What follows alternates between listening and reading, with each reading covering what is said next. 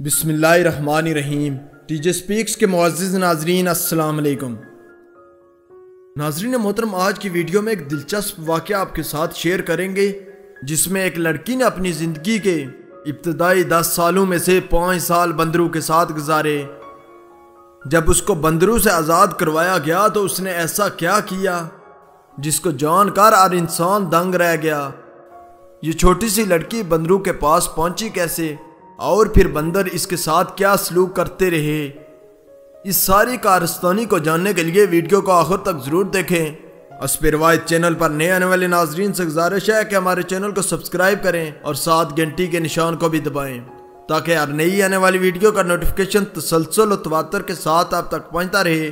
दोस्तों, इसके अलावा हमारी इन काविशों का सिला हमें लाइक्स और कमेंट से ज़रूर दें। नाजरीन मोहतरम, यह वाक़या 1950 को कोलंबिया में पेश आया। एक लड़की जिसका नाम मैरीना चैपमैन था। इस वक्त इस लड़की की उम्र 4 साल थी। वो अपने घर के बाहर एक खेत में खेल रही थी कि अचानक डाकुओं की एक टीम इसको किडनैप करके जंगल की तरफ ले गई। चैपमैन ने बताया कि डाकुओं की ये टीम मुझे जंगल में छोड़कर चली गई। जंगल बहुत घना था, मैंने बहुत शोर मचाया मगर किसी ने न सुना। इस तरह 4 साल की लड़की घने जंगल में अकेली रह गई। उसको कुछ पता न था कि वो मरेगी या जिंदा बचेगी। दोस्तों, लेकिन कुदरत को जब किसी चीज़ को जिंदा रखना मकसूद होता है तो वो अपनी मखलूक़ात में से किसी भी चीज़ के ज़रिए आपको ज़िंदा बचा सकता है। इसी तरह मैरीना चैपमैन को भी बंदरों तक रसाई मुमकिन हुई। बंदरों की एक फैमिली इसके पास आ पहुंची। इस तरह ये लड़की बंदरों के साथ रहने लगी। बंदर इस लड़की को खाने के लिए केले लाकर देते। शुरू में मैरीना चैपमैन और बंदरों के दरमियान ताल्लुकात इतने अच्छे न थे। बंदर सिर्फ खाना लाकर देते और चले जाते। लेकिन चैपमैन ने बताया कि एक दिन मुझे फूड पॉइजनिंग हो गई। मैं कोई भी चीज़ खा ना सकती थी। मैं इतनी कमज़ोर हो गई कि चल भी ना सकती थी। मुझको ऐसा महसूस हो रहा था कि मैं मर जाऊंगी।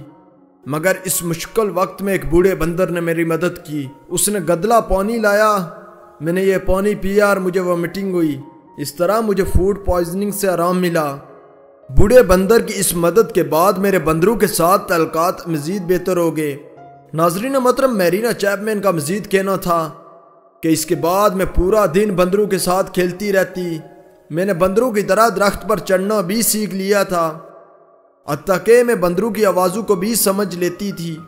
इसने कहा कि जब बंदर सीटी बजाता तो इसका मतलब है कि उनको खुराक मिल गई है और सारे बंदर इसकी तरफ चले जाते। जब वो लिप्स के साथ ऊंची आवाज़ निकालते तो इसका मतलब है कि कोई खतरा है। मैरीना ने जंगल में तकरीबन 5 साल गुजारे। वो बंदरों के साथ हंसी खुशी ज़िंदगी गुजार रही थी। उसे इंसानों का कुछ पता न था। लेकिन दोस्तों, इसके बाद कुछ शिकारियों का इधर से गुजर हुआ। शिकारियों ने जब ये लड़की जंगल में देखी तो वो इसको उठाकर अपने साथ शहर ले गए। दोस्तों, ये बात आम है कि इंसान भी बहुत जालिम होते हैं। शिकारियों ने शहर में पहुंचकर इस लड़की को एक ताजिर के हाथ बेच दिया। इस तरह 9 साल की मैरीना चैपमैन एक घर में मुलाजमा के तौर पर काम करने लगी। लेकिन चैपमैन यहाँ से भी जल्दी भागने में कामयाब हुई। जब उसने देखा कि मालिक इसके साथ ज़्यादा तशद्दुद करने लगा है। नाजरीन मोहतरम, मैरीना चैपमैन कुछ अर्सा कम उम्र लड़कों और लड़कियों की गैंग की लीडर रही। ये वो गैंग था जो सड़कों और गलियों में रहते थे और ज़्यादा रश वाली जगहों में लोगों की जेब काट कर भाग जाते। इस तरह शहर में कुछ अरसा रहने के बाद चैपमैन ने अपनी ज़हनी कमज़ोरी को बहाल किया। उसने घर में घरेलू मुलाजमा के तौर पर काम करना शुरू किया। मगर इस लड़की की मुश्किलात ख़त्म न हुई। जिस घर में वो काम कर रही थी वो एक माफिया का घर था जो कि बच्चों को गुलाम बनाकर फ़रोख्त कर देता था। दोस्तों, इस घर से भी मैरीना भाग गई। माफिया के पड़ोसी ने इस लड़की को टिकट लेकर दिया और ये लड़की इस शहर से कोलंबिया के दारुल खिलाफा बगोडा में पहुंच गई। बगोडा में मैरीना की नई जिंदगी शुरू हुई।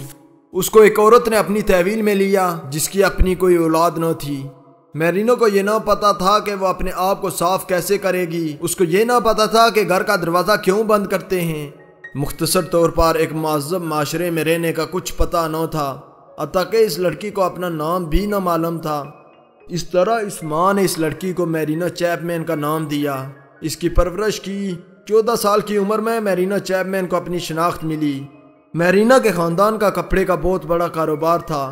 1977 को मैरीना और इसका खानदान कारोबार की गर्ज से कोलंबिया से बरतानिया आए।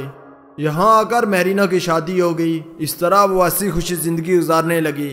दोस्तों, चैपमैन ने अपनी जिंदगी पर किताब भी पब्लिश की है जिसका टाइटल था the girl with no name. Marina ने अपने खानदान को तलाश करने के लिए बहुत कोशिश की। इसके लिए उसने अपने डीएनए के सैंपल भी कोलंबिया में भेजवाए, मगर कुछ मालूम न हो सका।